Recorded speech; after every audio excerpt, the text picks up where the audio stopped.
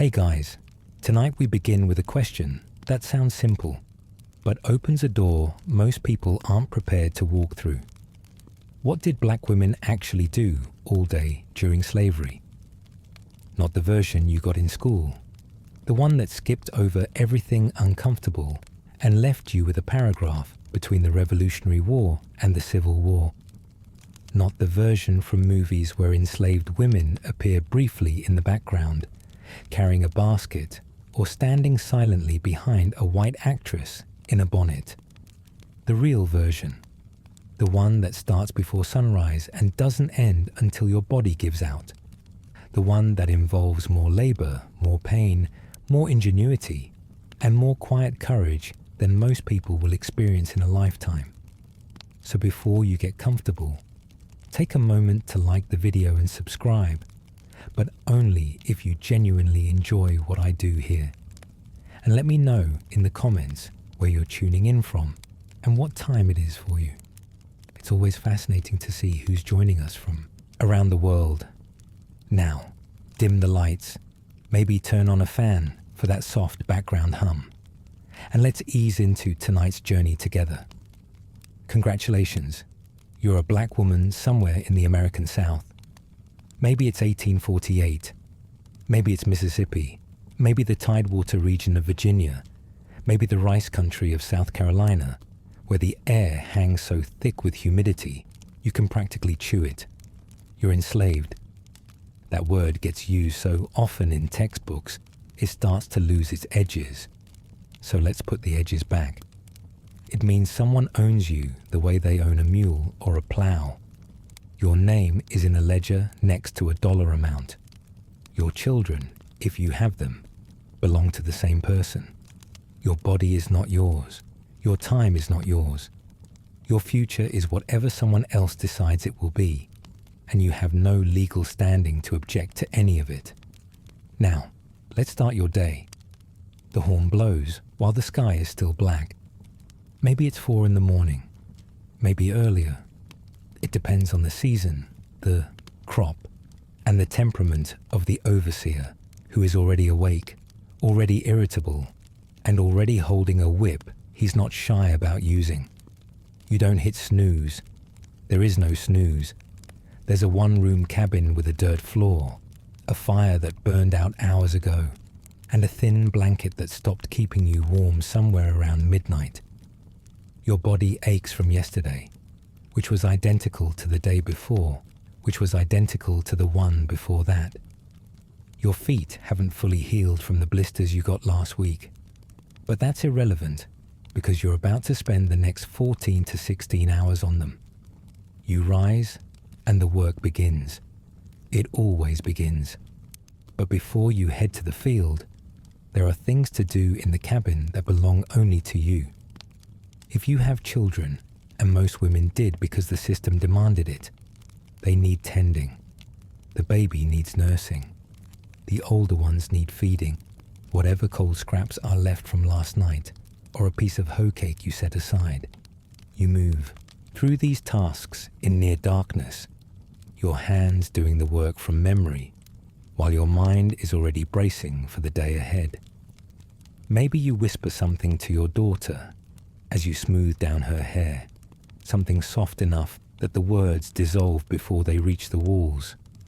Maybe you hold the baby an extra moment against your chest, feeling its warmth, the one warmth in this cabin that isn't built from necessity. And then you set it down with the older children, or carry it to the nursery cabin, and you walk toward the field with the taste of ash and cornmeal in your mouth, and the sound of your baby's cry fading behind you. That walk from the cabin to the first row was the same distance every day, but some mornings it felt like crossing an ocean. Let's talk about field work first, because that's where the majority of enslaved women spent their days. If you think field labor was reserved for men, you've been lied to by every painting and most movies. Women worked the same fields, under the same sun, with the same quotas. On cotton plantations which dominated the Deep South, Your job during picking season was to fill a sack with a specific weight of cotton every single day. The quota varied by plantation, but it typically ranged from 100 to 200 pounds. If you fell short, the overseer noted it, and what followed the noting wasn't a conversation, it was a beating. Picking cotton looks gentle in illustrations. Soft white bowls floating in green fields under blue skies. Here's the thing. Cotton bowls are wrapped in sharp, dried husks that slice your fingers open with every grab. By mid-morning, your hands are bleeding. By afternoon, the blood has dried and cracked, and you're reopening wounds with every handful. You work bent at the waist for hours, dragging the sack behind you, and the sack gets heavier as the day goes on. Your back locks into a shape that isn't natural. Your knees swell. The sun pounds your neck and shoulders through the thin fabric of the one dress you own, which is soaked through with sweat by the time the dew dries. There's no water break unless the overseer permits it. There's no shade unless you're near the end of a row where a tree happens to stand. And stopping, even for a moment, even to straighten your spine, can earn you a lash. But cotton wasn't the only crop that consumed your days. On rice plantations along the Carolina and Georgia coasts, the work was arguably worse. You stood ankle deep, sometimes knee deep, in flooded fields for hours. The water was warm, stagnant, and full of things you couldn't see but could definitely feel. Mosquitoes swarmed in clouds so thick they darkened the air around your face. Malaria, dysentery, and other waterborne diseases ran through the quarters like gossip. Rice cultivation was so brutal that enslavers preferred to buy people from specific regions of West Africa, places like modern-day Sierra Leone and Senegal, where rice farming traditions ran deep. They wanted your ancestors' knowledge. They just didn't want to pay for it with anything resembling humanity. On sugar plantations in Louisiana, the danger escalated further. Sugarcane had to be harvested quickly before the frost ruined it, and the processing involved grinding mills, boiling vats, and open fires that could maim or kill you in a careless second. Women fed the cane into the mills, stirred the boiling syrup, and hauled the heavy finished product, all while breathing in smoke and steam that burned your lungs from the inside. Sugar season was a sprint that lasted weeks, and the pace didn't slow for exhaustion, illness, or the fact that you'd been pregnant for 7 months and could barely bend over the vat. No matter the crop, though, the rhythm was the same. You worked until you were told to stop, and you were rarely told to stop. And let's talk about what surrounded you while you worked, because the fields weren't just a workplace, they were a landscape of surveillance. The overseer rode on horseback, circling the rows like a hawk scanning open ground. Some carried whips coiled at their sides. Others carried guns. A few carried both. Their job was production, and their method was terror. If you slowed, they saw it. If you stood upright to stretch, they noted it. If you stopped to pull a thorn from your palm or wipe blood from your fingers, you'd better do it fast, because lingering was laziness, and laziness was defiance, and defiance had a cost measured in welts across your shoulders. Women received the same physical punishments as men in the field. The whip didn't distinguish. Some overseers targeted women specifically, knowing that the public humiliation of stripping and beating a woman sent a particular kind of message to the rest of the workforce, and you absorbed it. You kept your eyes on the row, your hands in the cotton, and your thoughts locked behind a face that gave nothing away. Around you, the sounds of the field became a kind of grim rhythm. The rustle of cotton plants, the drag of sacks through dry soil, the low murmur of someone humming to keep themselves sane, and underneath it all, the heat. In July and August in the deep south, the temperature pushed past 100 degrees and the air felt thick enough to drink.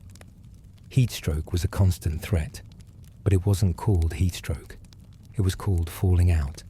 And the treatment was a bucket of water thrown on your face and a command to get back to work. Some women didn't get back up. Some women died in the fields under a clear blue sky, and the work continued around their bodies because the cotton didn't care, and neither did the man on the horse. So you've been in the fields since before the sun cleared the tree line. Your hands are raw. Your dress clings to your skin. Your stomach hasn't had anything in it since last night's cold cornbread, which wasn't enough then and certainly isn't sustaining you now. But here's the part that rarely gets mentioned. The field wasn't your only workplace. When the day's picking or hoeing or hauling was done, you didn't collapse into rest.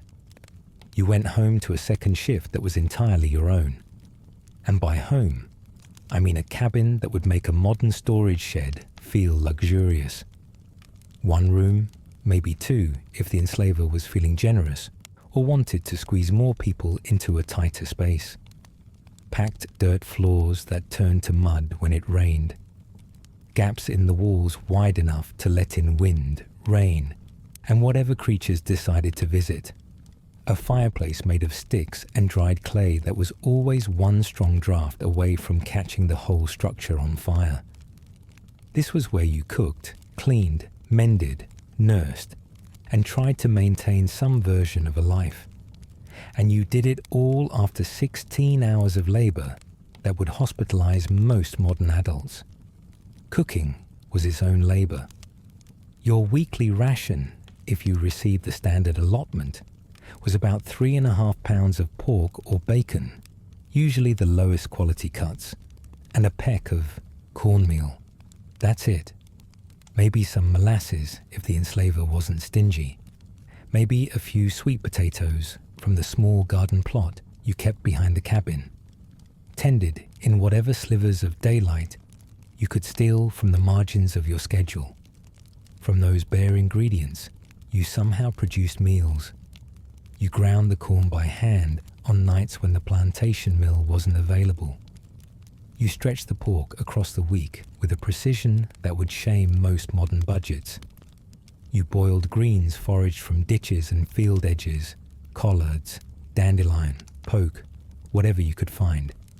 And you did it over an open hearth, crouched on a dirt floor, after a day that had already taken everything your body had to give. Now let's talk about something that sat at the center of enslaved women's lives with a weight that's hard to overstate. Children. Motherhood during slavery was not a private joy. It was a public commodity. The enslaver didn't see your pregnancy as a family event. He saw it as a return on investment. More children meant more workers, more property, more wealth. Some plantations actively encouraged or forced reproduction, breeding people the way you'd breed livestock, and the language of the time reflected it. Enslaved women were described as good breeders in the same documents that listed them alongside cattle and farm equipment. You carried children in a body that was already exhausted, already malnourished, already bearing the damage of years of hard labor. Pregnancy didn't earn you rest. On most plantations, you worked in the fields until your belly made it physically impossible to bend over a row, and sometimes even after that. Some enslavers assigned lighter duties to heavily pregnant women, not out of compassion, but because a dead mother meant a dead baby meant lost property. Others didn't bother with the distinction at all. You picked cotton at 8 months pregnant because the quota didn't adjust for your condition. When it was time to deliver, you gave birth in the cabin. Maybe a midwife from the quarters came to help, an older woman who delivered dozens of babies with no formal training, but a lifetime of experience passed down from her mother and grandmother before her. These midwives were the backbone of enslaved communities, carrying medical knowledge that blended West African traditions with whatever herbal remedies the American landscape offered. They used teas brewed from cotton root bark to ease labor, poultices of red clay and spiderwebs to stop bleeding, and prayers whispered in languages the enslaver couldn't understand and didn't care to. The birth happened on a pallet on the floor, by firelight, with no doctor, no sterile instruments, no pain relief beyond a rag to bite down on. If everything went well, you had a few days to recover before you were expected back in the fields. A few days. After pushing a human being out of your body in a cabin with a dirt floor. Some plantations gave new mothers 2 or 3 weeks if the enslaver considered himself humane. Others gave you a week, and some gave you nothing at all. You delivered on a Saturday and were expected at the field on Monday. And then you had a baby to keep alive while performing the same brutal schedule as before. If you were working the fields, you might be allowed to come in from the rows every few hours to nurse. Some plantations had a designated nursery cabin where the oldest women, the ones too worn down for field work, watched all the infants and small children together. You'd hear your baby crying from across the field and feel the milk let down in your chest, and know you couldn't go to them yet because the overseer hadn't signaled the break. That sound, your child's cry carrying over the cotton rows, became a daily torment that no one acknowledged and no one cared about except you and every other mother in that field carrying the same ache. If the nursery woman was kind and capable, your child might survive the day fed on sugar, water and mashed food while you worked. If she was overwhelmed, which she almost always was, watching 10 or 15 babies with no help and no supplies, your child might sit in soiled cloth for hours, might develop rashes or infections, might not eat enough, might simply be too quiet when you came to collect them at sundown. Infant mortality among enslaved people was devastating. Nearly half of all enslaved children died before the age of 5. Half. Not because their mothers didn't love them or care for them, but because the system was designed to extract labor from those mothers at the direct expense of those children's lives. You nursed your baby at night, held them close on the same thin pallet where you tried to sleep, and woke before dawn to do it all over again, carrying the weight of a love that the law said you had no right to feel for a child the law said wasn't yours. And the children who survived infancy didn't get to stay children for long. By 4 or 5, they were put to work. Not in the fields yet, but in tasks designed to ease them into a lifetime of service. They carried water to field workers. They shooed flies from the table in the big house. They watched younger children in the nursery cabin. They gathered kindling, swept yards, and fed chickens. Their childhood was a rehearsal for bondage, and their mothers watched it happen knowing there was nothing they could do to stop it, but everything they could do to prepare them for it. You taught your daughter which plants were safe to eat and which would make her sick. You taught her how to move quietly around the big house. You taught her how to read a white person's mood from across a room, because that skill might save her life someday. And you taught her, in whispered conversations after dark, that she was worth more than this, that her grandmother came from somewhere far away where people were free, that this wasn't how the world was supposed to be. Those whispered lessons were the most dangerous and most important education an enslaved child could receive. After the fields and the cooking and the nursing, there was still more, because a woman's labor on the plantation didn't end where the man's did. It extended into every domestic task that kept the quarters functioning. You mended clothes by firelight, stitching together the 2 garments you received per year, a coarse cotton dress for summer and a heavier wool one for winter, patching them again and again until the original fabric disappeared under layers of repair. The cloth itself was called Negro cloth by the enslavers who ordered it in bulk. A rough Osnaburg fabric that chafed against bare skin, offered minimal warmth in winter, and trapped heat like a punishment in summer. It wasn't designed for comfort. It was designed to be cheap. And when it tore, which it did constantly because you wore it every day through labor that would destroy modern athletic wear in a week, you sat down after dark and stitched it back together because the next allotment wouldn't come for 6 months, and going without wasn't an option. Some women became expert seamstresses out of sheer necessity, turning scraps and cast-offs into garments that actually fit, that held together, that provided some small dignity in a system designed to strip it away. You washed those clothes when you could, hauling water from the creek or the well, scrubbing them against the board with your already torn-up hands, and hanging them to dry on a line strung between the cabin and whatever post or tree stood nearby. And you did this at night, after working the fields all day, because there was no other time. The enslaver owned your daylight hours. The nighttime chores you did for your own family were performed in the cracks. You cleaned the cabin, swept the dirt floor with a broom made of bundled twigs, and tried to keep the space livable despite the fact that it was built to be temporary and maintained by no one. You tended whatever small garden the enslaver allowed, growing vegetables that supplemented the starvation rations you were given. Okra, black-eyed peas, watermelon, sweet potatoes, greens.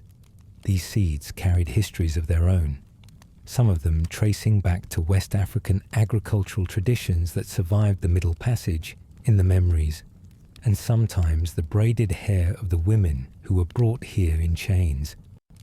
These gardens were acts of survival, but they were also something more. They were tiny plots of autonomy in a world designed to eliminate it. You chose what to plant. You decided when to harvest. You fed your family from soil you worked with your own hands for your own reasons. Some women even grew enough surplus to sell or trade at local markets on Sundays, the one day most plantations allowed a measure of rest. The small coins or goods earned from those sales were among the only economic resources enslaved women could call their own. It wasn't much, but it was yours. And in a life where nothing else was, that mattered enormously. Now let's talk about something the history books almost always skip: the body. Your body, specifically, and what slavery did to it over the course of a single day, a single year, a single life. By your mid-20s, if you'd been working fields since childhood, and most enslaved girls began laboring in some capacity by age 5 or 6, your body carried damage that wouldn't be out of place on someone decades older. Your hands were calloused so thick the skin cracked in dry weather and bled in wet. Your back ached with a permanence that had nothing to do with posture and everything to do with years of bending, lifting, and hauling without rest. Your feet were hardened, often bare, and carried scars from thorns, rocks, and the stubble of cut stalks that lined the fields after harvest. Your teeth, if you still had most of them, were worn down from a diet heavy on grit and coarse grain, and almost entirely absent of anything that might qualify as nutrition. And the scars. Some women carried them on their backs from whippings, some on their wrists from being bound, some in places that told stories they never spoke aloud, and that the historical record only hints at in the most careful, coded language. Here's the thing about physical punishment for enslaved women. It was gendered in ways that compounded the cruelty. Women were stripped before being whipped, publicly, in front of the entire plantation community. The humiliation was the point. It was designed to degrade you in ways that went beyond the physical pain, to remind you that your body was not your own, not even in the most basic sense of being allowed to cover it. Pregnant women were sometimes made to lie face down in a hole dug in the ground to accommodate their bellies, so the whipping could proceed without damaging the enslaver's future property.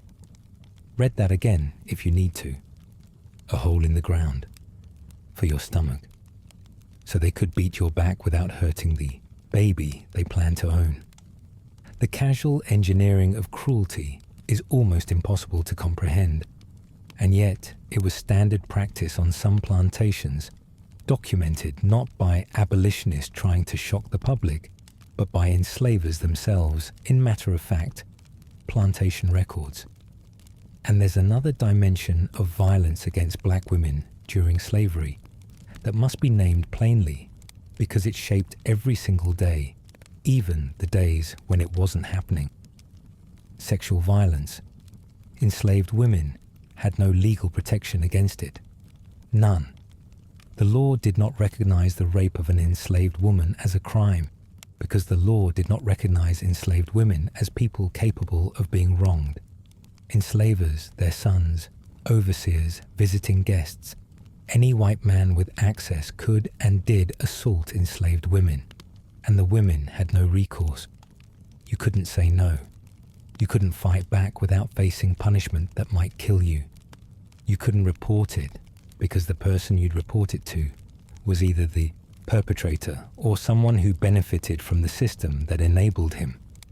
Some women were targeted repeatedly over years, forced into arrangements that the historical record sometimes euphemistically calls relationships, but that were, in plain language, sustained assaults. Children born from these violations were enslaved at birth, owned by the very men who'd fathered them, and sometimes sold away as casually as any other piece of property. The mistress of the house, if she knew, and she almost always knew, typically blamed the enslaved woman rather than confront her husband. Jealousy directed downward rather than sideways. Some mistresses punished the women their husbands assaulted, adding violence upon violence in a cycle that had no exit. You carried this knowledge in your body every day, the awareness that you were vulnerable in a way that never stopped, that sleep offered no safety, that the walk between the cabin and the well at dusk could become the worst moment of your week without warning.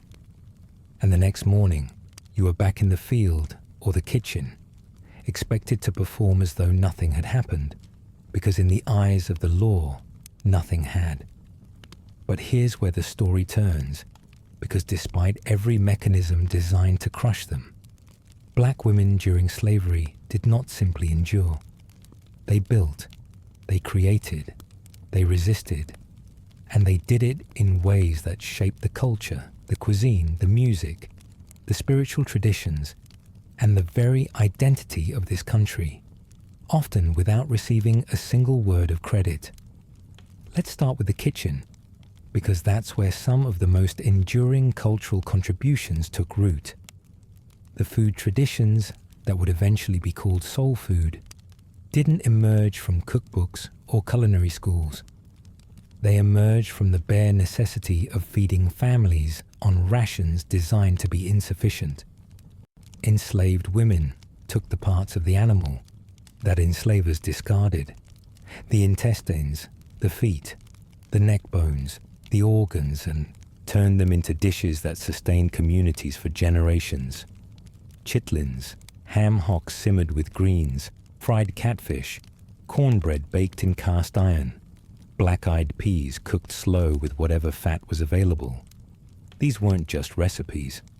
They were acts of transformation, taking what was meant to be garbage and making it into something nourishing, flavorful, and deeply meaningful.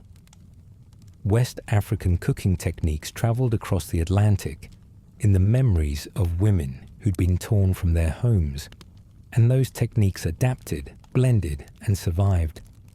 The use of okra as a thickener, the tradition of one-pot cooking, the seasoning instincts that turned bland rations into food worth sitting down for.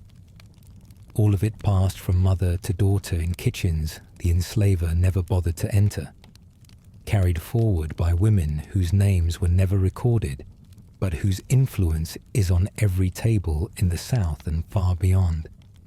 And the kitchen wasn't the only site of creation. Enslaved women were healers. In the quarters, where doctors rarely came, and when they did often caused more harm than help, women served as the primary medical practitioners for their communities. They knew which roots reduced fever and which bark eased a cough. They understood how to set a broken bone using splints fashioned from tree branches and strips of cloth.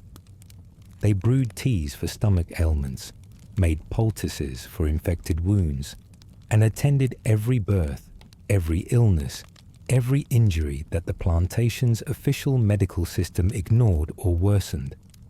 This knowledge was a blend of West African herbalism, indigenous American plant wisdom learned through contact and exchange, and hard-won experience accumulated over lifetimes of caring for people the system treated as expendable. Picture the healer's cabin at night. A woman crouched by the fire, grinding roots in a hollowed stone, while a mother holds a feverish child against her chest. The smell of sassafras bark and boneset filling the small room. The healer's hands moving with a certainty that came not from books, but from watching her own mother do this 100 times before. She brewed, she tested, she adjusted. If the fever broke, word spread quietly through the quarters. If it didn't, she tried something else. She was doctor, pharmacist, and counselor all in one, operating without supplies, without recognition, and without the luxury of failure, because failure meant someone's child might not wake up. Some of this knowledge was deliberately kept secret from enslavers.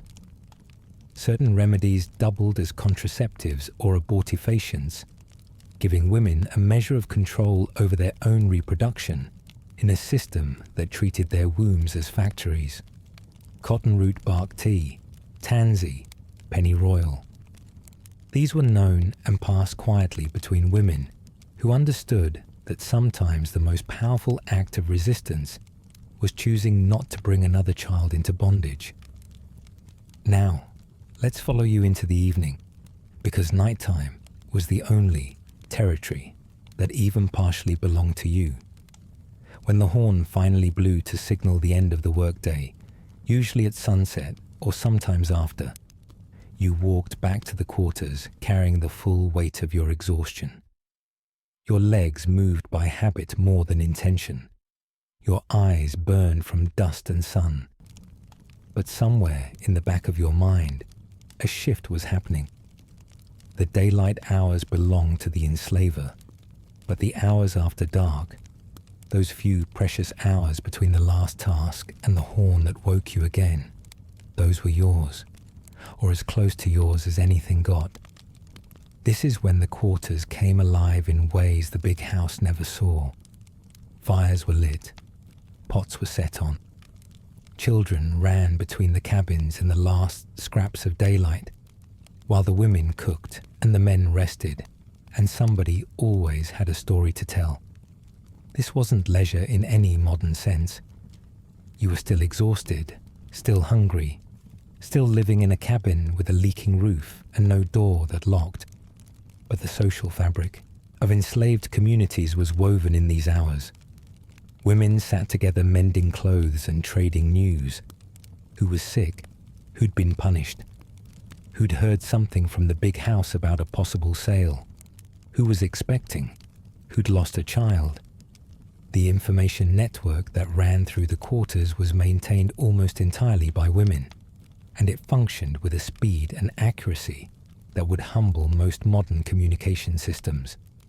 If something happened at the big house, the quarters knew about it before nightfall. If a sale was being planned, warnings traveled through whispered conversations over cook fires and wash tubs, giving families time to prepare, to say goodbye, to hide whatever small possessions they could carry. And in those dark hours, Women also kept the spiritual life of their communities breathing. Prayer meetings happened in secret, sometimes in the cabins, sometimes out in the woods, in gatherings known as hush harbors, where voices were deliberately kept low so the sound wouldn't carry to the big house. These weren't the polished, controlled worship services the enslaver approved of. These were raw, urgent, deeply felt expressions of faith that blended Christianity with West African spiritual practices in ways that produced something entirely new. Call and response singing, rhythmic clapping, ecstatic prayer, the ring shout. All of it was born or sustained in these nighttime gatherings, and women were often at the center, leading songs, offering testimony, calling on the spirits of ancestors who hadn't crossed the ocean willingly, but whose presence was still felt. The spirituals that emerged from these gatherings weren't just music. They were maps, coded messages about escape routes and safe houses, theology and survival strategy braided into melody. Follow the drinking gourd, wade in the water, steal away. Songs you might recognize, sung first in the dark by women whose voices were the strongest instrument their communities had. And then, finally, you slept. If sleeping is even the right word for what happened at the end of those days. You lay down on a pallet of corn husks or straw, pulled your one blanket over yourself and whatever children were pressed against your body, and closed your eyes knowing the horn would blow again in a few short hours. The cabin was dark except for the last glow of embers in the hearth. The air smelled of wood smoke and the grease from dinner, and the earthy dampness of the dirt floor that never fully dried. Through the thin walls, you could hear the sounds of the quarters settling into night. A murmured conversation from the next cabin. Someone singing low and slow. The creak of a door on leather hinges. The distant chirp of crickets that was the only sound in the world not touched by human suffering. Your sleep was shallow, broken by the sounds of a baby fussing. A cough from the next cabin. The distant bark of dogs the overseer kept for tracking runaways. Your body sank into the pallet, but never fully relaxed, because full relaxation required safety. And safety was something you hadn't known since the day you were old enough to understand what you were. Your dreams, when they came, were haunted by the same landscapes you moved through during the day. The same rose, the same sun, the same ache. But sometimes, in the space between waking and sleeping, you might have let yourself imagine something different. A road heading north, a river you could cross, a place where your name meant something other than a line in someone's property ledger. Some women acted on that imagining. They ran. They hid in swamps for weeks, navigated by the North Star, waded through creeks to throw off the dogs, wrapped their feet in rags, and walked until the rags fell apart, and then walked barefoot over frozen ground. Harriet Tubman, the most famous among them, went back 13 times, leading roughly 70 people to freedom, and she did it while suffering seizures from a head injury inflicted by an overseer when she was a child. Others stayed and fought in place, resisting not with flight, but with the daily, grinding insistence on remaining human in a system built to deny it. They taught their children to read in secret. They organized prayer meetings the enslaver never knew about. They slowed the pace of work just enough to reclaim a fraction of their own energy. They poisoned an overseer's food when the opportunity arose and the desperation demanded it. Both choices, running and staying, demanded courage that most of us will never be asked to summon. Both choices deserve to be remembered. So here's where we end up tonight. When you ask what black women actually did all day during slavery, the answer isn't a list of tasks. It's a portrait of endurance so total that it reshaped a nation.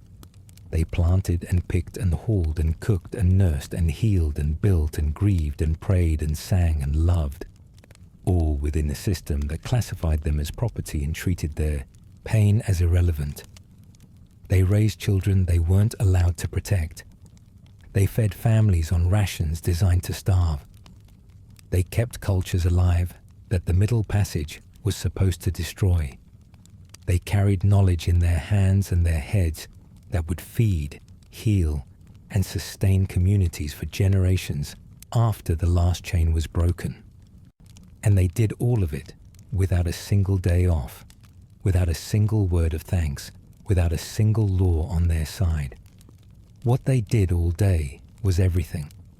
And the fact that we're only now beginning to tell their stories with the fullness and gravity they deserve says less about them and everything about how long it takes a nation to look honestly at its own past.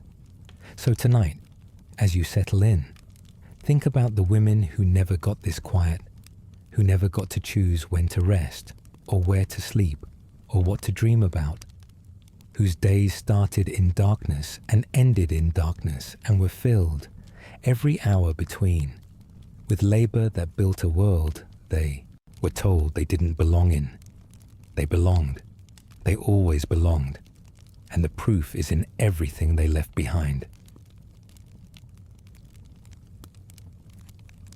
Let's start with the basic problem, because understanding why black entrepreneurship during segregation was so difficult requires understanding what you were up against before you even opened your doors.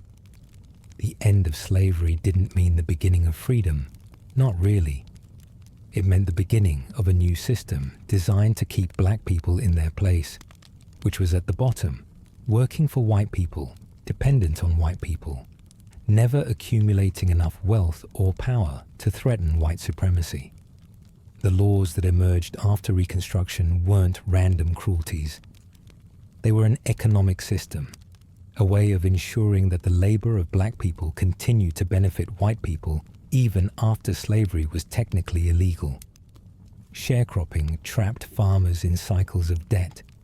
Convict leasing turned minor offenses into years of forced labor. Black codes restricted movement, employment, and opportunity at every turn.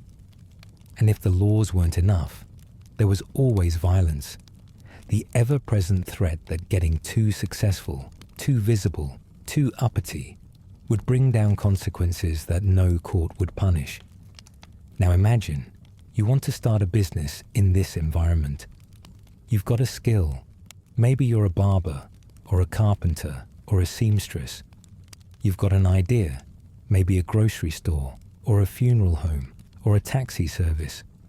You've got ambition and energy and the willingness to work harder than anyone should have to work. What you don't have is capital. Banks won't lend to you.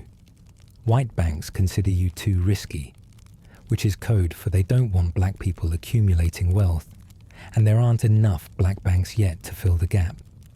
You can't get a business loan the way a white entrepreneur could, can't leverage property you don't own, can't tap into the networks of credit and investment that make American capitalism function. You start with nothing, because nothing is what the system has allocated to you. So you bootstrap. You save pennies from whatever wages you can earn, working for white employers who pay you less than they'd pay white workers for the same labor.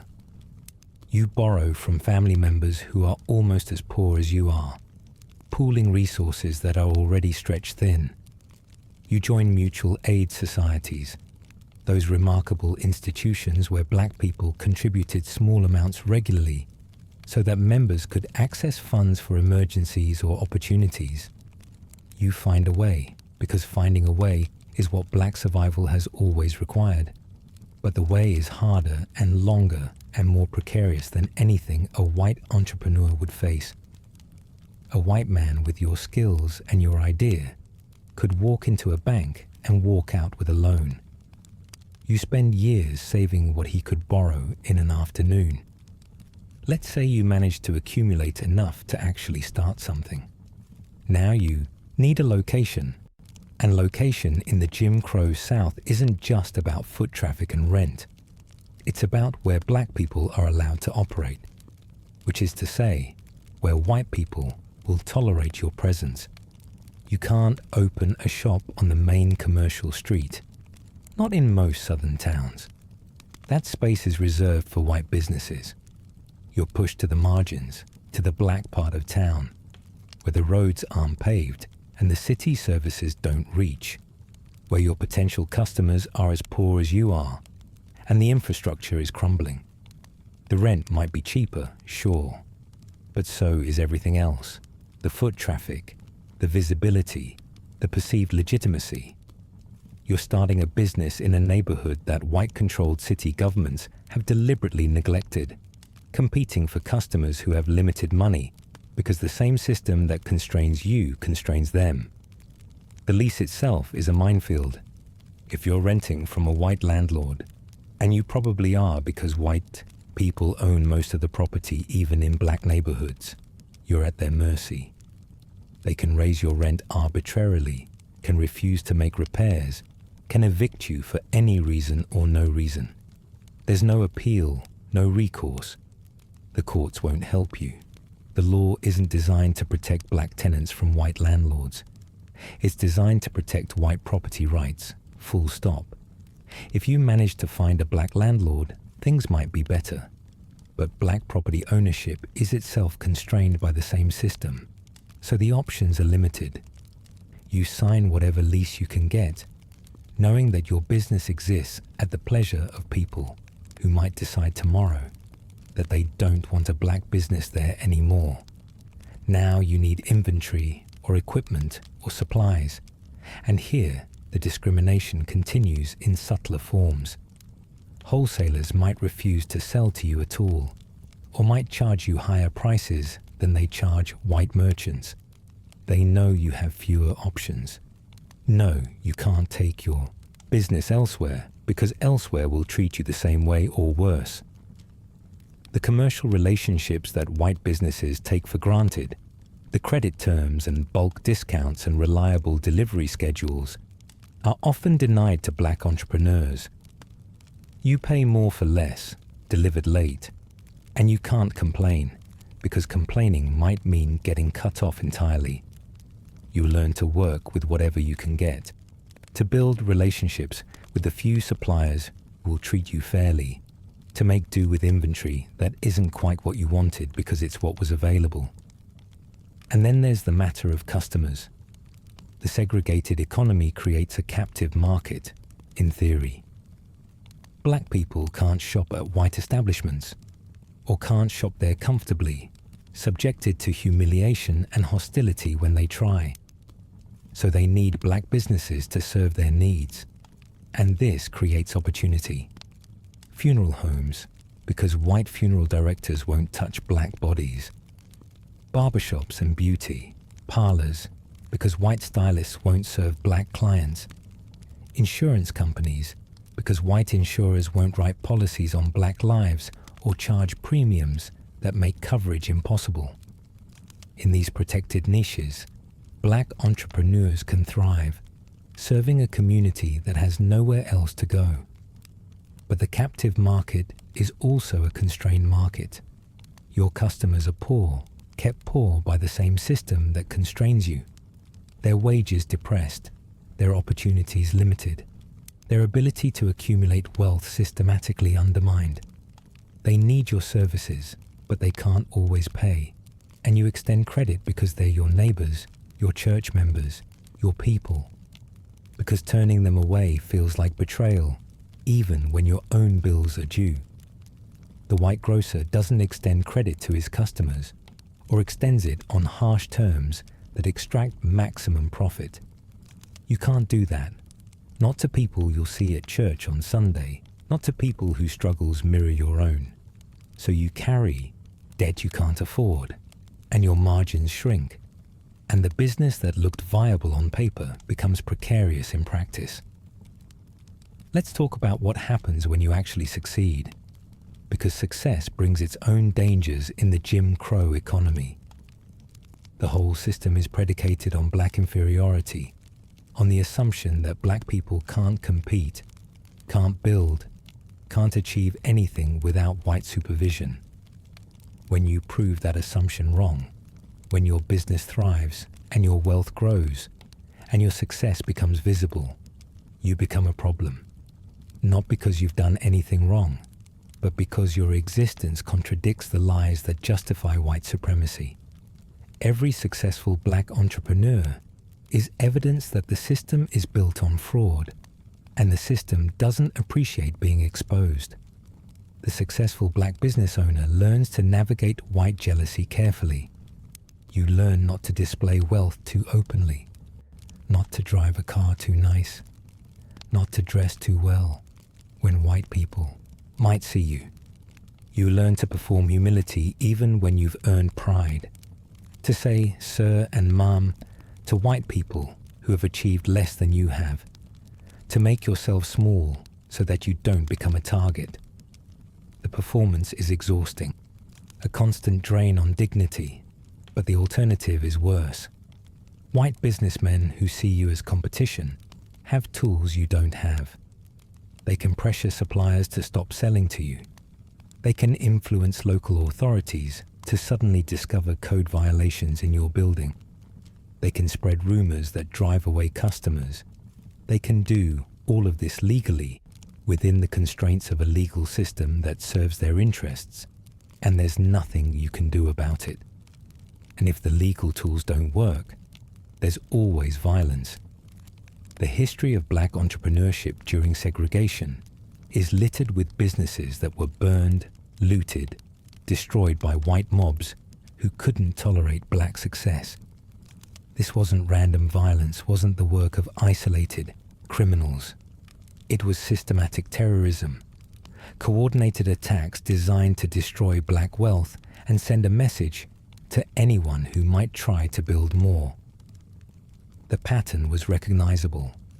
A black community would begin to prosper, would accumulate visible wealth, would build homes and businesses that contradicted the narrative of black inferiority. And then the violence would come, triggered by some alleged offense, some rumor of a crime, some excuse that everyone understood was just an excuse. Tulsa in 1921 is the most famous example. The Greenwood district that was called Black Wall Street, the most prosperous black community in America, transformed into a smoking ruin in less than 24 hours. Greenwood had everything: hotels and restaurants, theaters and barbershops, law offices and doctors' offices, a hospital and a library, homes ranging from modest to magnificent. It had its own bus line, its own newspapers, its own economy that circulated dollars through the community multiple times before they leaked out to white businesses. The residents had built this from nothing in just a few decades, had created a model of what black America could accomplish when given any space to work.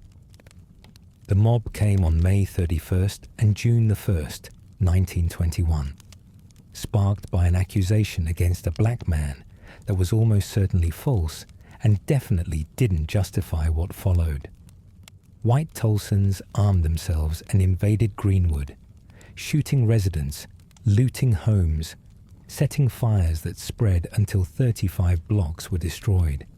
They had airplanes, the first aerial assault on American soil, dropping firebombs and shooting at fleeing residents from above. The National Guard arrived, and instead of stopping the violence, detained black residents in internment camps while their homes burned.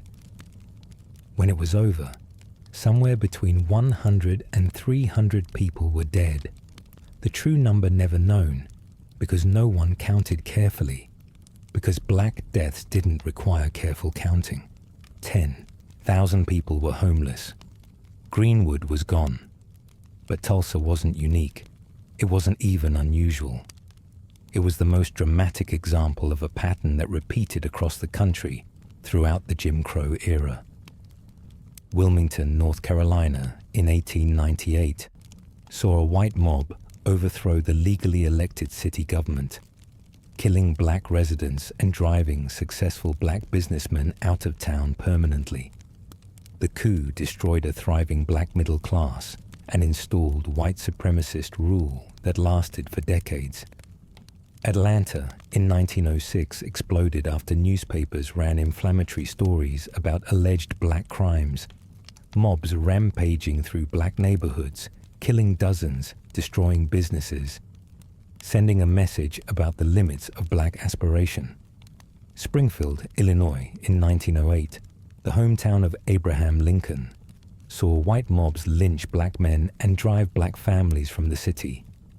The violence so shocking that it inspired the founding of the NAACP. Rosewood, Florida, in 1923, was a small town that simply ceased to exist after white mobs from neighboring communities attacked, killing residents and burning every structure until nothing remained. The survivors scattered, never returned, never rebuilt. East St. Louis in 1917 saw white workers, resentful of black migration from the South, attack black neighborhoods in violence that killed hundreds and left thousands homeless. The Red Summer of 1919 brought violence to cities across the country, Chicago and Washington and Elaine, and dozens of other places where black success or black presence or simply black existence provoked white rage. The message was always the same. You can work, you can save, you can build, but we can take it all away whenever we want, and there's nothing you can do to stop us. The psychological weight of this threat is impossible to fully convey. Imagine building a business knowing that success might bring destruction. Imagine saving for years to open a store, pouring your life into making it work, watching it grow, beginning to believe that maybe you'd beaten the odds, and then lying awake at night wondering if tonight is the night the mob comes, if tomorrow you'll wake up to find everything you've built reduced to ashes. The uncertainty was its own form of violence, a constant pressure that never fully lifted.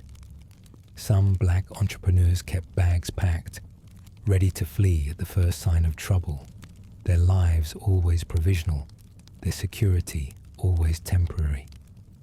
Some kept weapons, prepared to defend what they'd built, even knowing they'd be outgunned, even knowing that fighting back would bring even more severe retaliation.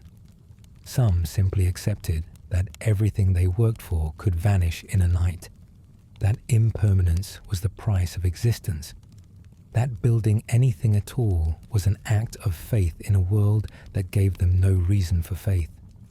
The insurance companies wouldn't cover riot damage or wouldn't pay claims when riots occurred, finding technicalities and exclusions that left policyholders with nothing.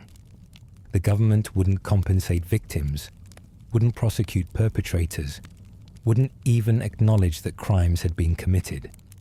When Greenwood residents tried to rebuild, the city of Tulsa changed zoning laws to prevent reconstruction, tried to seize the land for a railroad station, put every possible obstacle in the path of recovery.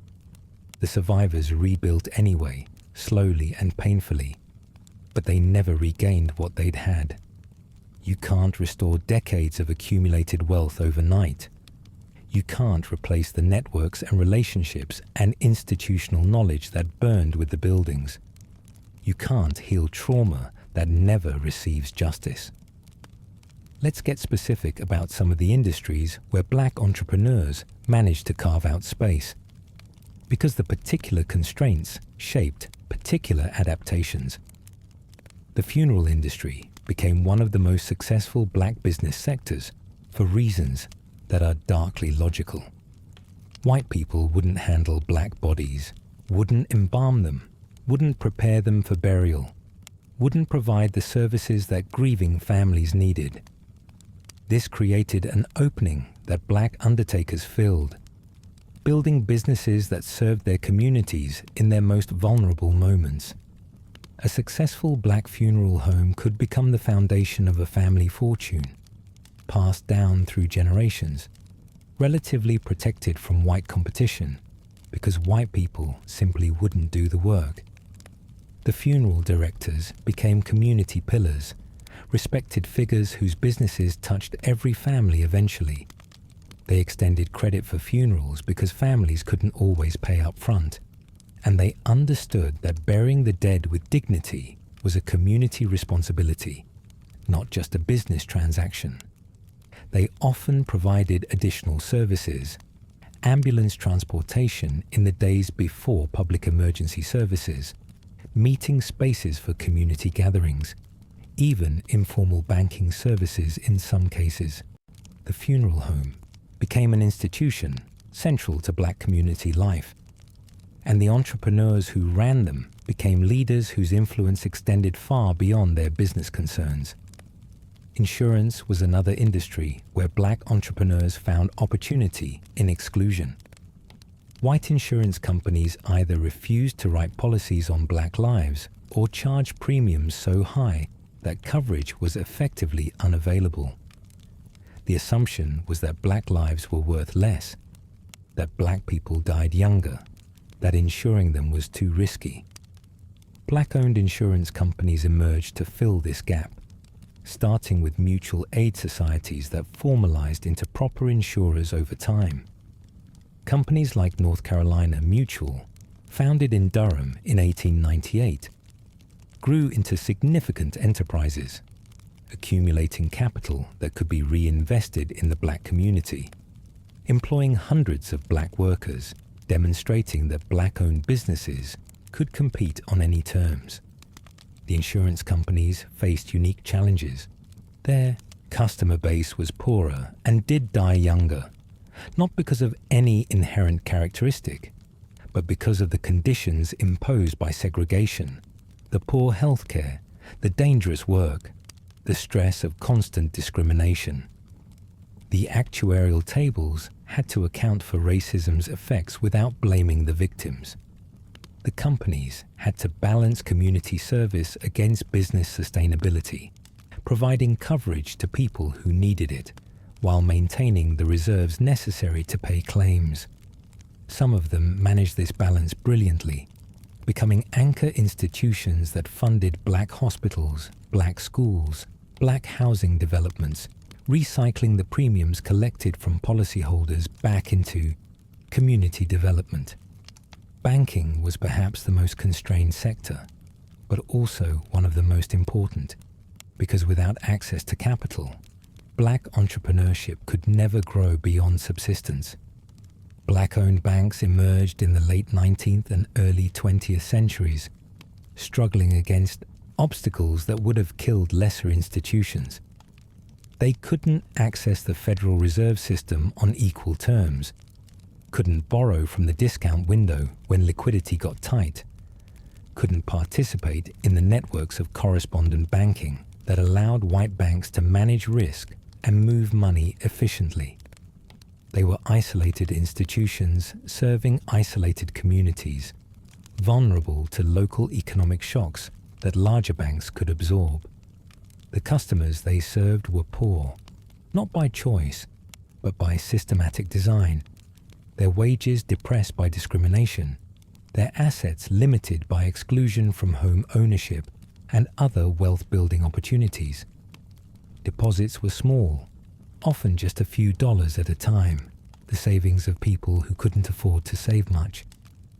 Loan demands often exceeded what conservative banking practice would approve, because the community needed capital desperately, and the bank was the only source.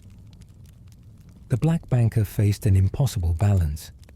Be generous enough to serve the community's needs, be conservative enough to survive the inevitable crises, and do both with resources that white banks would consider laughably inadequate. Many black banks failed, victims of the same economic forces that destroyed white banks during the Great Depression and other crises, but with none of the safety nets that helped white banks recover. The Freedmen's Savings Bank, established during Reconstruction to serve formerly enslaved people, collapsed in 1874 under the weight of bad investments and mismanagement by its white trustees. wiping out the savings of tens of thousands of black depositors and creating a distrust of banks that lingered for generations. Later, black banks were more carefully managed but still vulnerable. Their margins too thin, their reserves too limited, their customer base too constrained to absorb serious shocks. But some survived and even thrived, becoming sources of capital for black entrepreneurship that couldn't access white financial institutions. Maggie Walker's St. Luke Penny Savings Bank in Richmond, founded in 1903, became the first bank founded by a black woman and the first headed by a black woman in America. Walker was remarkable, a visionary who understood that economic development required financial infrastructure, that black businesses couldn't grow without black banks to fund them, that the whole ecosystem had to be built simultaneously. She started with the Independent Order of St. Luke, a mutual aid society that she transformed into an enterprise encompassing banking, insurance, and publishing. The bank she founded survived the Depression, survived every crisis that followed, and still exists today, the oldest continuously operating black-owned bank in the country. Mechanics Savings Bank in Richmond, Citizens Savings Bank in Nashville, Douglas National Bank in Chicago.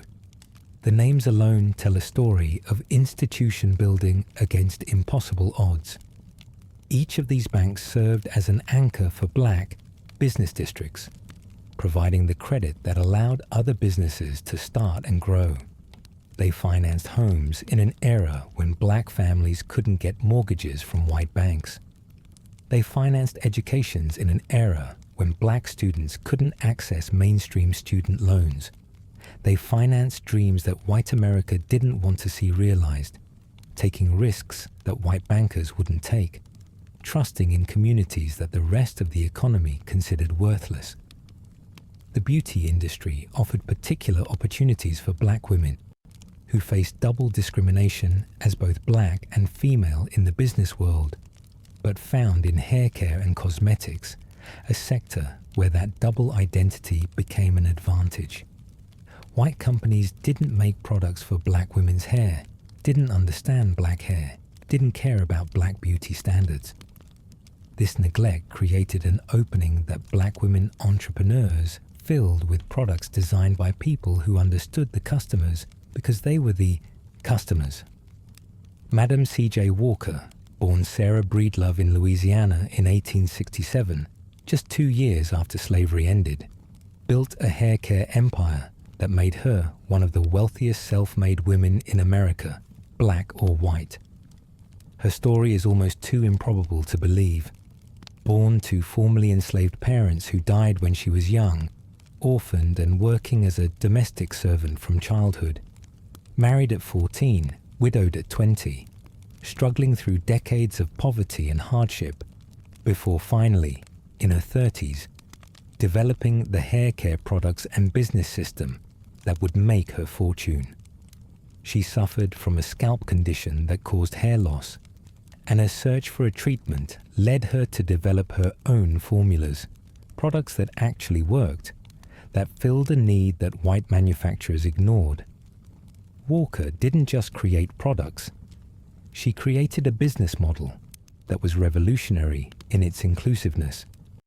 She recruited black women to sell her products door to door, training them in sales, techniques, providing them with supplies and support, creating a network of Walker agents who earned money that domestic service could never provide. At its peak, her company employed over 20,000 women, each of them an entrepreneur in miniature, building customer relationships in their communities, earning commissions that provided independence and dignity. The Walker system wasn't just a business. It was economic empowerment on a scale that few black enterprises had achieved, demonstrating that black female entrepreneurship could succeed massively. Walker became wealthy, visibly wealthy, in ways that contradicted every assumption about black women's place in America. She built a mansion in Harlem, hosted gatherings that brought together the leading figures of Black America, became a philanthropist whose donations supported schools and churches and civil rights organizations. She was outspoken about racial justice, using her platform and her resources to fight discrimination even as she navigated the constraints that discrimination imposed.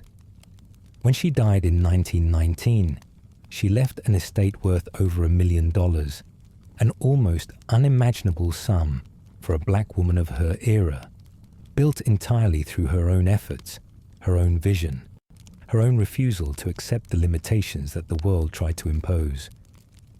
Annie Malone preceded Walker with similar products and similar success, building Poro Company in St. Louis into an enterprise that employed thousands and generated millions.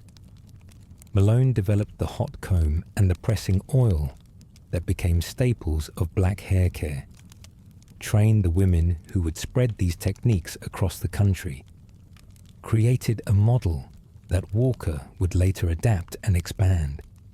Her Poro College was more than a training facility. It was a community center, a gathering place, a symbol of what Black women could achieve. Malone became wealthy and philanthropic, donating generously to causes across Black America, demonstrating the community reinvestment that characterized the best Black entrepreneurship. Both women faced the challenges common to all Black entrepreneurs: the difficulties of accessing capital, the constraints of segregated markets, the need to navigate white hostility to Black success. But they also found that the very exclusion that constrained them created opportunity, that serving needs that white businesses ignored could be the foundation of substantial wealth. Their success inspired countless other Black women to pursue entrepreneurship, to see business ownership as a path to independence in a world that offered few such paths. The beauty industry became a launching pad for Black female economic power, a sector where the double discrimination that limited options elsewhere became irrelevant because the customers and the entrepreneurs shared the same identity. The retail sector was more difficult, more exposed to white competition and white hostility. Black-owned grocery stores, dry goods stores, and general merchandise stores served Black neighborhoods but faced constant pressure. White-owned stores could undercut their prices, absorbing short-term losses to drive Black competitors out of business. Wholesalers could favor white retailers with better terms. Customers with limited funds might choose the white store with lower prices, even knowing that their money would leave the community. The Black retailer had to compete on service, on credit, on community connection, building relationships that kept customers loyal even when purely economic calculation might send them elsewhere. Some Black retail districts managed to thrive despite these pressures, creating concentrations of Black-owned businesses that reinforced each other. Auburn Avenue in Atlanta, Beale Street in Memphis, U Street in Washington, 18th and Vine in Kansas City, Central Avenue in Los Angeles. These became famous as centers of Black commerce and culture, streets where Black entrepreneurs could find customers, suppliers, and support systems that made success more possible. The clustering was partly defensive, businesses supporting each other against a hostile environment, and partly generative, the concentration creating opportunities that isolation wouldn't allow. A Black entrepreneur on Auburn Avenue could find a Black bank to provide a loan, a Black insurance company to provide coverage, Black suppliers and customers and colleagues who understood the challenges and celebrated the successes. But even these thriving districts existed at white sufferance, vulnerable to the same violence that destroyed Greenwood. Urban renewal in the mid-20th century would devastate many of them. Highways driven through Black business districts, properties condemned and seized, communities scattered in the name of progress that somehow always required destroying black wealth. The entrepreneurs who had built businesses over decades found themselves displaced, their properties taken through eminent domain at prices that didn't reflect true value, their communities disrupted in ways that made rebuilding almost impossible. The pattern of destruction evolved from mobs with torches to governments with bulldozers, but the effect was similar. Black wealth erased, black communities disrupted, black entrepreneurship pushed back to the margins. Let's talk about the daily indignities, the 1,000 small humiliations that made black entrepreneurship during segregation so exhausting, even when the business was succeeding. These weren't occasional inconveniences. They were constant, inescapable, woven into every aspect of business life. You couldn't eat at the lunch counters where white businessmen gathered to make deals, couldn't sit down for a quick meal between appointments, couldn't participate in the casual socializing that built business relationships. You couldn't stay at the hotels where white salesmen stayed when traveling, the hotels near the train stations and in the business districts, the hotels with reliable service and professional amenities. You couldn't use the same restrooms, drink from the same fountains, sit in the same waiting rooms, ride in the same train cars. Every business trip required planning that white competitors never had to consider, logistics that consumed time and energy that could have gone into actually running the business. Where would you eat? Where would you sleep? Where would you find a bathroom when you needed one? These basic human needs became puzzles that required solving in every new town, every new situation. The Green Book existed because black travelers needed a guide to places that would serve them. A directory of hotels and restaurants and gas stations and beauty parlors that welcomed black customers. The book was essential, and it was also a monument to absurdity. The fact that such a guide needed to exist at all, an indictment of a system that forced people to plan their bathroom breaks weeks in advance. Some towns had no accommodations at all for black travelers. Sundown towns, they were called. Places where black people were not allowed after dark, where signs at the city limits made the rules explicit, where being caught after sunset could mean jail or worse. If your business required traveling through such areas, you had to plan your route carefully, make sure you could pass through during daylight, have contingency plans if something delayed you. The highways themselves were dangerous. Isolated stretches where a breakdown could leave you stranded in hostile territory, where the wrong interaction with the wrong local could turn fatal. Black travelers learned which gas stations would serve them, which mechanics would help them, which roads were safer, and which were best avoided entirely. The professional associations and business groups that helped white entrepreneurs network and share knowledge were closed to you, their doors shut as firmly as any lunch counter. The Chamber of Commerce didn't want black members, didn't want to acknowledge that black businesses existed, didn't want to share the resources and relationships that chamber membership provided. The Rotary Club didn't want black members. The Kiwanis Club didn't want black members. The golf courses where deals were made, where relationships were built over 18 holes, where business cards were exchanged and partnerships formed, didn't allow black players. You were excluded from the informal networks that are often as important as formal business arrangements. The conversations over drinks at the club, the referrals between members, the trust that develops when people know each other socially as well as professionally. Black entrepreneurs had to build their own networks, their own associations, their own ways of sharing knowledge and making connections. The National Negro Business League, founded by Booker T. Washington in 1900, brought black business owners together to share experiences and support each other. Local chapters in cities across America provided the networking opportunities that mainstream groups denied. These parallel institutions served their communities well, created real value, built relationships that sustained black business districts for generations. But they couldn't access the resources that white networks controlled, couldn't provide introductions to white suppliers or white customers or white investors, couldn't open doors that remained firmly closed regardless of qualifications or achievements. The legal system offered no protection when things went wrong. If a white customer refused to pay a debt, good luck collecting through the courts. If a white business partner cheated you, good luck getting a judgment. If a white competitor spread lies about your business, good luck suing for defamation. The courts were white courts, the judges were white judges, the juries were white juries, and they all knew which side they were supposed to favor.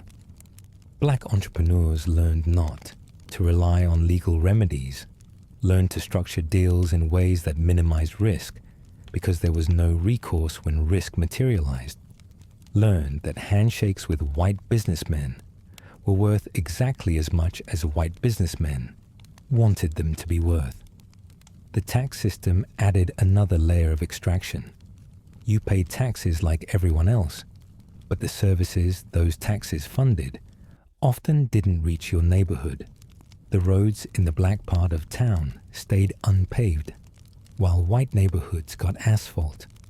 The schools that black children attended were starved of resources while white schools flourished. The police who your taxes paid for were more likely to harass you than protect you. You funded your own marginalization, and if you complained, you made yourself a target. Some black entrepreneurs found ways to minimize tax exposure, operating in cash economies that kept transactions invisible, not because they were dishonest, but because every dollar sent to a government that didn't serve them was a dollar taken from communities that desperately needed it. And yet, despite all of this, black entrepreneurs persisted. They built businesses and accumulated wealth and created opportunities and served their communities and proved every racist assumption wrong. The sheer improbability of their success makes it all the more remarkable. They weren't supposed to succeed. Every part of the system was designed to prevent their success, and they succeeded anyway, through brilliance and determination and sacrifice that white entrepreneurs never had to match.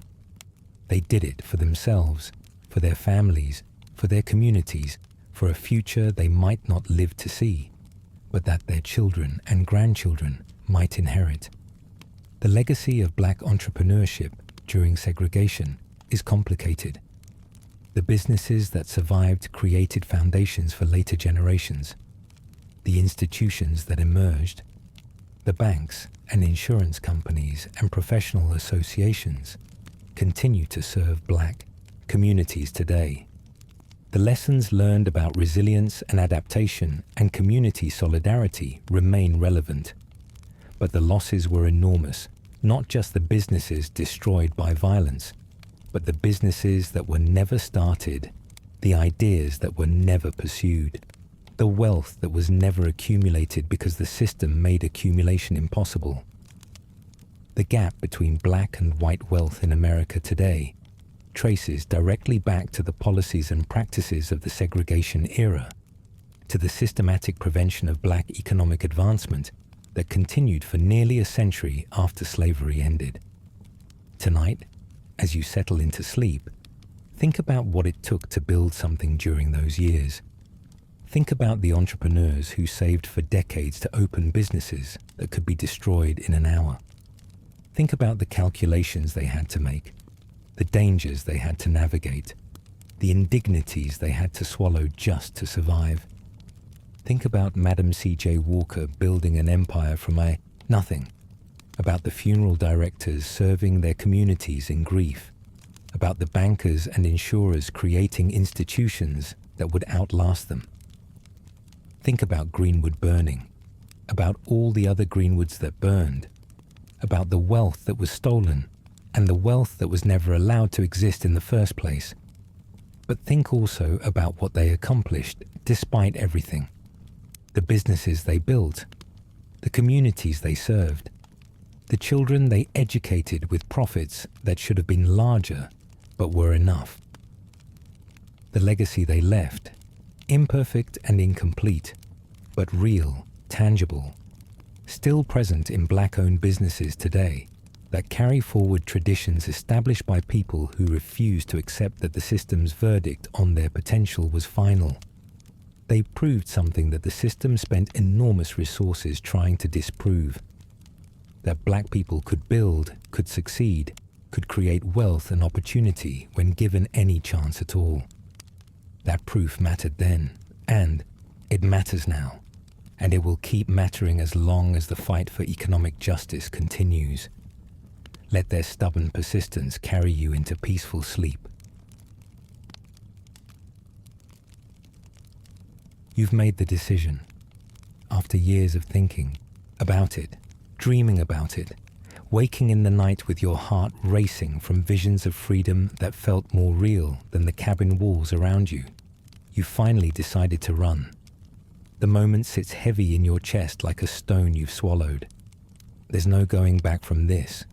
Once you step off the plantation, once you disappear into the darkness beyond the tree line, you become something else entirely. You become a fugitive. You become property that has stolen itself. And every white face you encounter, every stranger on every road, becomes a potential enemy with a legal right to capture you, chain you, and drag you back to a punishment designed to make an example of your failure. But you're going anyway, because staying has its own kind of death. The slow death of watching your children sold away, of feeling your body break down under labor that benefits everyone except you, of knowing that the law considers your humanity a legal fiction and your freedom an impossibility. You've weighed the options with the cold clarity that slavery forces upon its victims, and you've decided that a chance at freedom, however slim, however dangerous, is worth more than the certainty of bondage. So tonight, when the moon is dark and the overseer is drunk on corn whiskey, you're going to run.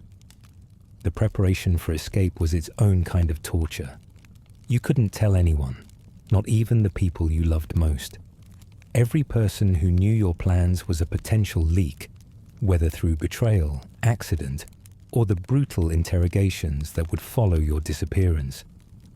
So you carried the secret alone, feeling it grow heavier each day as you stockpiled what little you could. A piece of fatback smuggled from the kitchen, a gourd for carrying water, a knife you'd been hiding for months, its blade dulled but still capable of cutting rope or, if necessary, defending yourself against something worse. You'd memorize the stars, spending countless nights staring up at the sky until you could find the North Star with your eyes closed. The drinking gourd, they called it. The Big Dipper pointing the way to freedom like a cosmic signpost that the enslavers couldn't tear down, no matter how hard they tried.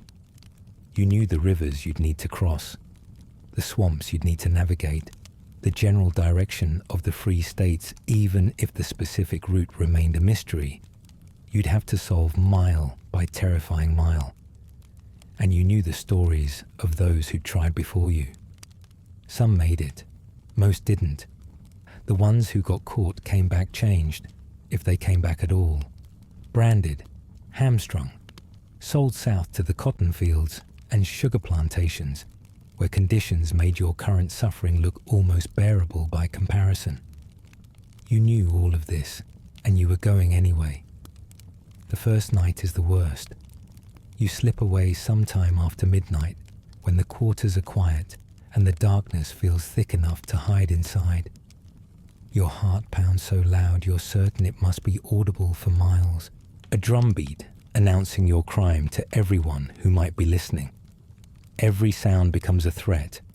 The crack of a branch under your foot, the distant bark of a dog, the rustle of something moving through the underbrush that might be a possum, or might be a patroller waiting to spring. You move through the woods like a ghost, or at least you try to. In reality, you're stumbling over roots you can't see, scratching your arms on thorns that seem to reach for you in the darkness, fighting the urge to run flat out when every instinct is screaming at you to put as much distance as possible between yourself and the place that claimed to own you. But running makes noise. Running leaves obvious trails. Running exhausts you before the real journey has even begun. So you force yourself to move slowly, deliberately, placing each foot with care even as the panic rises in your throat like bile. By dawn, you need to be far enough away that the initial search won't find you. By dawn, you need to have disappeared. Here's the thing about slave catchers. They were professionals. This wasn't a hobby for most of them. It was a business, and business was good. The Fugitive Slave Act of 1850 had turned the entire country into hunting grounds, requiring citizens in free states to assist in the capture of runaways and imposing heavy penalties on anyone who helped fugitives escape. Slave catchers could operate with legal immunity almost anywhere, armed with warrants and weapons and the certain knowledge that the law was on their side. They knew the routes that runaways typically took. They knew the hiding spots, the safe houses, the river crossings. They had networks of informants, some paid, and some simply eager to prove their loyalty to the system that kept them marginally above the people they were helping to hunt. And they had dogs. The dogs were the worst part, really. Bloodhounds bred for tracking, trained on the scent of human fear, capable of following a trail for miles through terrain that would stop a man cold. You could hear them sometimes, baying in the distance, the sound carrying through the night air like a promise of violence. Once the dogs had your scent, your options narrowed dramatically. You could try to cross water, hoping the river or stream would confuse them. You could try to mask your smell with something stronger, onions or pepper if you could find them, though this rarely worked as well as people hoped. Or you could run harder, faster, knowing that eventually your body would give out and the dogs would catch up. The mathematics of pursuit were brutally simple, and they usually didn't favor the pursued. You spend your first day hiding in a hollow log, your body folded into positions that will leave you aching for days. The log is damp and smells of rot, and something with too many legs crawls across your face while you hold your breath and pray it isn't venomous. You can hear people on the road nearby, voices carrying through the trees, and once you hear your name called out, followed by a description that strips you down to the basic facts of your body: height, weight, scars, distinguishing marks, the scar on your back from the time you were whipped for looking an overseer in the eye, the missing tip of your left index finger from the cotton gin, details that reduce you to a wanted poster, to property that needs returning. You stay in the log until darkness falls again, and then you emerge, stiff and terrified and utterly alone, to continue your journey north. You haven't eaten since you left. The fatback you brought is already gone, devoured in a moment of desperate hunger that you now regret. Your water gourd is nearly empty, and you have no idea how far you've actually traveled, whether the miles you've covered have made any real difference, or whether you're simply circling through the same patch of woods, lost and getting more lost with every step. The swamps were both refuge and death trap. Fugitives sought them out because the terrain was difficult to navigate, because horses couldn't easily follow, because the tangled vegetation provided cover that open farmland never could. But the swamps had their own dangers, ones that didn't care about the politics of slavery or the economics of human bondage. Cottonmouths coiled on branches and in shallow water, their venom capable of killing a grown man if the bite went untreated. Alligators lurked in the deeper pools, patient and prehistoric, waiting for something edible to stumble within range. The water itself was often contaminated with diseases you couldn't see, parasites and bacteria that would announce themselves days later in fevers and cramps, and the kind of diarrhea that could kill you through sheer dehydration. The mud sucked at your feet with each step, sometimes swallowing you to the knee, sometimes deeper, requiring tremendous effort to pull free, only to plunge into the next hole. And the mosquitoes, clouds of them, so thick in places that breathing meant inhaling a dozen at a time, their bites covering every inch of exposed skin until you looked like you'd been rolled in poison ivy. Malaria was endemic in these places, and many runaways who survived the pursuit died weeks later from fevers contracted in the swamps they'd thought would save them. The Great Dismal Swamp straddled the border between Virginia and North Carolina, and for decades it served as a refuge for those who had nowhere else to go. Maroon communities existed in its depths, settlements of escaped slaves who had carved out a life in territory too hostile for their pursuers to follow. These weren't way stations on the journey north. They were destinations unto themselves, places where freedom meant disappearing so completely that the outside world could pretend you'd never existed. Life in the swamp was brutal. The isolation was total. Disease was rampant. Food was whatever you could hunt, fish, or gather from an environment that seemed designed to kill humans. But it was freedom of a kind, a freedom purchased with suffering that at least belonged to you rather than to someone else. Some people lived in the Great Dismal for years, even decades, raising families in the mist and murk, creating communities that existed outside the boundaries of a nation that refused to recognize their humanity. When Union troops finally penetrated the swamp during the Civil War, they found people who had been free, in their own fashion, for longer than some soldiers had been alive. But most runaways weren't headed for the swamps. Most were trying to reach the north, the free states where slavery was illegal, and where, in theory at least, a black person could live without fear of being dragged back into bondage. The distance involved was staggering. From the deep south, you might be looking at 500 miles or more, every one of them hostile territory, where any white person could demand to see your papers and any failure to produce them meant immediate capture. The journey typically took weeks, sometimes months, moving at night, hiding by day, never sure whether the next house you approached for help would be a station on the Underground Railroad or a trap set by people eager for the reward money your capture would bring. You learned to read faces, to sense hostility before it announced itself, to trust your instincts even when they told you to walk away from what looked like safety. And you learned that the Underground Railroad wasn't really a railroad at all.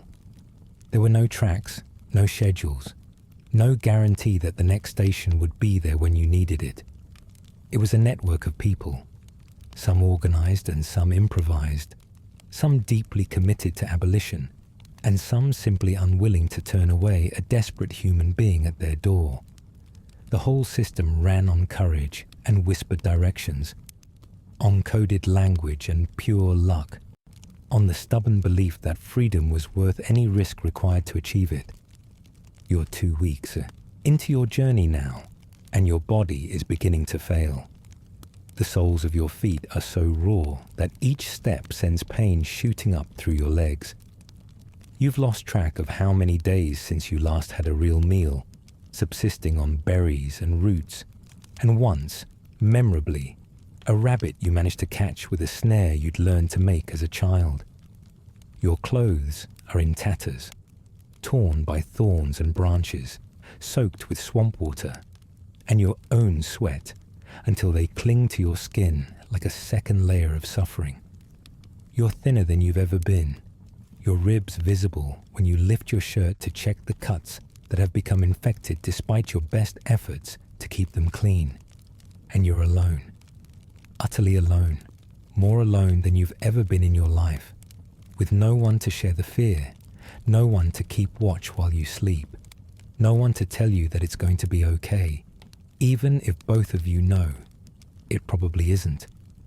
The loneliness is its own kind of weight, pressing down on you in the quiet, hours, making you wonder if freedom is even worth having if you have no one to share it with. The rivers were obstacles and lifelines simultaneously. Crossing them was dangerous, obviously.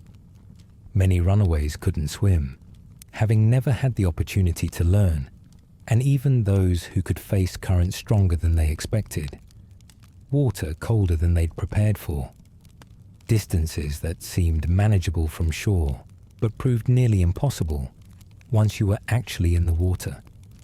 People drowned, more people than anyone kept count of, their bodies washing up miles downstream or never surfacing at all, their stories ending in anonymous watery graves that no one would ever mark. But rivers also confused the dogs. Moving through water left no scent trail, and a fugitive who could survive a mile or two of swimming or wading emerged on the other side with a significant advantage. The Ohio River became almost mythical in the geography of escape, that broad boundary between slave states and free, between the South and whatever lay beyond it. To cross the Ohio was to achieve something, even if it wasn't quite freedom, even if the Fugitive Slave Act meant that hunters could follow you into Ohio and beyond. The psychological weight of that crossing was enormous. You'd look back from the northern shore and see the land that had claimed you, receding but not quite disappearing, always there at the edge of your vision, like a threat that never fully lifted.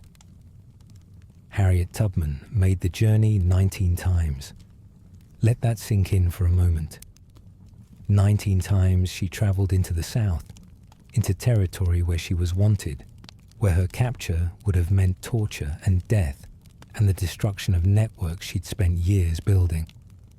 19 times she guided groups of fugitives north, navigating terrain that wanted to kill them, evading pursuers who wanted to kill them, managing the fears and physical limitations of people who had never made a journey longer than the walk from the fields to the quarters. She carried a pistol and wasn't afraid to use it, not on slave catchers, but on fugitives who wanted to turn back, whose fear threatened to compromise the entire group. "You'll be free or die," she reportedly told those who wavered, and she meant it. There was no turning back once you joined one of her expeditions. Your choices were forward into freedom or forward into death, but never backward into slavery. She never lost a passenger, not one. In territory designed to recapture people like her through dangers that killed hundreds of others attempting similar journeys, she brought every single person entrusted to her care safely to freedom. The reward for her capture eventually reached $40,000, a fortune that reflected both her effectiveness and the rage of a system that couldn't stop her. She was Moses, her people called her. She was the nightmare of every enslaver in the region, proof that the system wasn't as secure as they pretended, that the people they called property had the capability and the courage to liberate themselves. Some escapes were audacious to the point of absurdity. Henry Brown shipped himself to freedom in a wooden crate, spending 27 hours folded into a box 3 feet long, 2 feet wide, and 2.5 feet deep. He was shipped as dry goods, loaded onto wagons and trains and steamboats, turned upside down despite the markings that indicated which end should face up, left sitting in the sun on a shipping platform while handlers went to lunch. He had a small container of water and a few biscuits. He had a tool to bore air holes if he began to suffocate. And he had faith, whatever mixture of religious conviction and desperate hope allowed a person to voluntarily seal themselves into a coffin-sized box and trust that they'd emerge alive on the other end. When the box was finally opened in Philadelphia, Brown rose up like Lazarus, looked at the abolitionist who'd received his shipment, and reportedly said, "How do you do, gentlemen?" He became famous, traveling with the actual box, giving lectures about his experience, becoming a symbol of both the ingenuity of the enslaved and the cruelty of a system that made such measures necessary. The enslaver he'd escaped from was reportedly furious, humiliated by the publicity, by the idea that his property had outsmarted the entire apparatus designed to keep such escapes from happening. Ellen and William Craft pulled off a deception so bold it still seems fictional. Ellen was light-skinned enough to pass for white, and she disguised herself as a sickly young white man traveling north for medical treatment, with William posing as her slave attendant. They traveled openly in first-class compartments, staying at the best hotels, brazening their way through encounters that should have exposed them at any moment. Ellen wore bandages on her face to explain why she didn't shave, kept her arm in a sling to avoid having to sign hotel registers since she couldn't write, played the role of the privileged invalid so convincingly that white Southerners fell over themselves to help her. They traveled for 4 days, from Georgia to Philadelphia, passing through the heart of slave country without once being exposed. The psychological pressure must have been unimaginable. Every conversation was a potential trap. Every person who looked at Ellen a moment too long could have been the one who saw through the disguise. William had to play the deferential slave perfectly, suppressing whatever he actually felt while watching his wife perform the role of master. When they finally reached the North, they became celebrities of the abolition movement, their story proof that the categories slavery depended on, black and white, slave and free, were more fragile than the system pretended. But most escapes weren't famous. Most escapes weren't recorded at all, leaving behind nothing but absence, the sudden disappearance of a person from the records that tracked them like livestock. For every Henry Brown and Harriet Tubman, there were hundreds of anonymous fugitives whose names we'll never know, whose journeys left no mark except possibly in the family stories passed down through generations. A woman who walked north with 2 children on her back, feeding them what she could forage, reaching Pennsylvania with frostbitten feet that would never fully heal. A man who hid in the hold of a ship for 3 weeks, surviving on scraps stolen from the galley, emerging in Boston Harbor so weak he had to be carried off the vessel. A teenage girl who dressed as a boy and worked her way north on work crews and fishing boats, not revealing her identity until she crossed into Canada and collapsed from exhaustion and relief. These stories exist in fragments, in court records and newspaper accounts, and the occasional memoir, but they represent only the smallest fraction of those who attempted the journey. Most who tried and failed left no record at all. Most who tried and succeeded had reasons to stay quiet, to avoid the publicity that might lead pursuers to their door. The Underground Railroad was built on anonymity, on the deliberate erasure of routes and methods, on the understanding that secrecy was the price of effectiveness. The punishment for failed escape was designed to be educational, which is to say it was designed to terrorize everyone who witnessed it into never attempting the same thing. Whipping was standard, of course, but whipping was standard for lesser offenses too. For running, the punishments escalated. Branding, the letter R seared into the flesh, as a permanent marker of your crime. Hamstringing, the cutting of the tendons behind the knee to ensure you could never run again, leaving you crippled for whatever remained of your working life.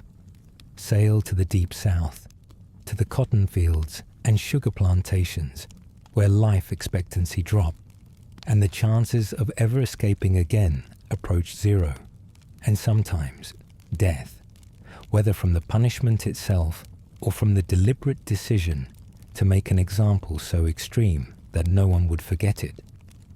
The entire system of slavery depended on the belief that escape was impossible, that the consequences of trying were worse than the consequences of staying. When someone did escape, it challenged that belief, threatened the psychological control that was just as important as the physical. So the punishment had to be spectacular. It had to be witnessed. It had to become a story that circulated through the quarters for years, growing in the telling, making every future potential runaway think twice and then 3 times before taking that first step into the woods. You're close now, closer than you've ever been. A conductor at the last station told you that the border is less than 2 days' walk, that once you cross, you'll be in a state where slavery has been abolished, where you can walk the streets without papers, where the law, in theory at least, recognizes you as human.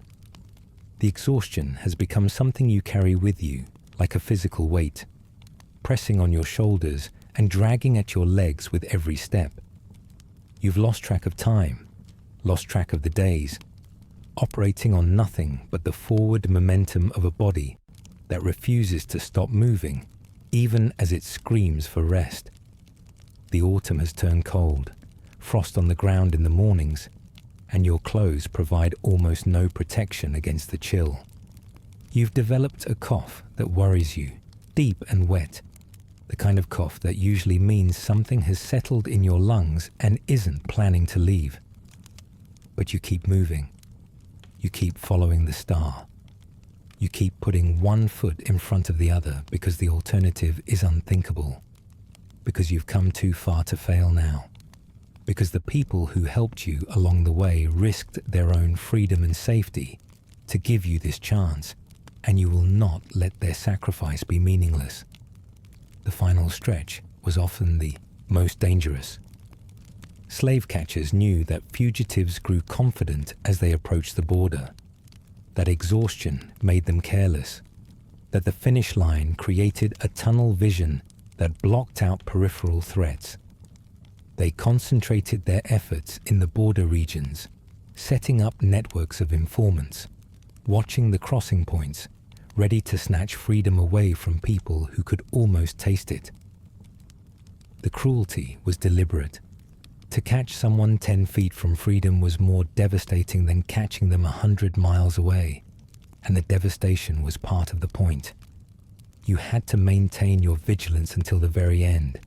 Resist the temptation to relax. Remember that you weren't safe until you were actually, physically, demonstrably beyond the reach of the system that wanted you back. Even then, the Fugitive Slave Act meant that safety was relative. Hunters could and did cross into free states, snatching people off the streets of Philadelphia and Boston, dragging them before commissioners who were paid more for ruling against freedom than for it. True safety required Canada, required crossing another border, required putting an international boundary between yourself and the country of your birth. And even then, even standing on Canadian soil, free in a way that American law couldn't touch, you carried the memories with you. The scars, external and internal, the knowledge of what you'd escaped and what so many others remained trapped within. Freedom came with its own weight, its own obligations to those left behind, its own complicated mixture of joy and guilt and determination to do something with the life you'd fought so hard to save. You crossed the line sometime after midnight, stepping from one jurisdiction into another without any visible marker, without any ceremony, without anything to indicate that this particular patch of dirt is different from the patch you just left. For a long moment, nothing feels different. The same stars overhead, the same cold wind, the same aching body that has carried you hundreds of miles through territory that wanted you dead. And then it hits you, a wave of something that might be relief, or might be grief, or might be some emotion, that doesn't have a name, some feeling that only exists in the moments when a person stops being property and starts being human. You fall to your knees, not from exhaustion this time, but from the sheer overwhelming weight of what you've just done. You've stolen yourself. You've declared with your feet and your sweat and your blood that the laws that called you property were lies, that the system that claimed to own you was wrong, that your freedom was worth more than their commerce. The tears come finally. Tears you've been holding back for weeks, for years, for your entire life. You kneel in the dirt of a free state, alone and hungry and sick and more alive than you've ever been. And you weep for yourself and for everyone who didn't make it, and for the person you used to be, the person who lived in bondage and dreamed of this moment without ever quite believing it would come. The Underground Railroad wasn't really underground, and it wasn't really a railroad. It was something more extraordinary than either of those words suggests.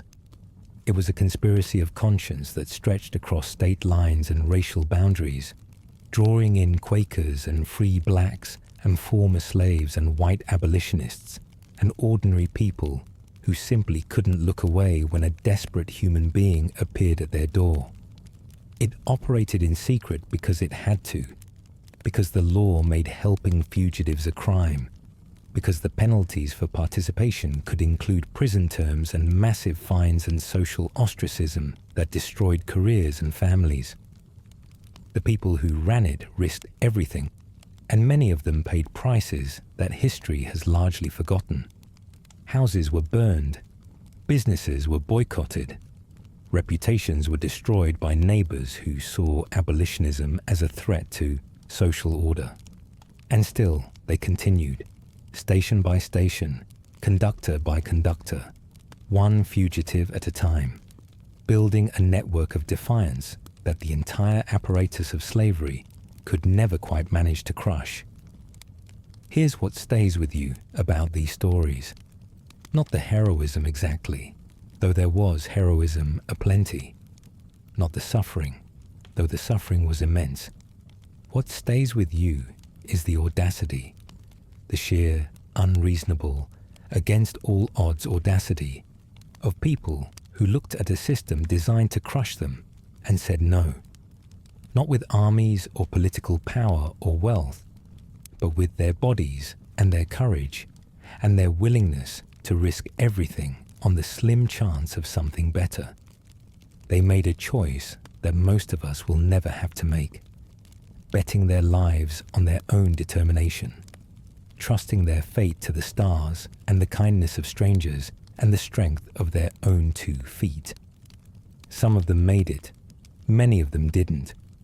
All of them deserve to be remembered, not as victims and not quite as heroes either, but as human beings who refused to accept the unacceptable, who insisted on their own humanity in the face of everything designed to deny it.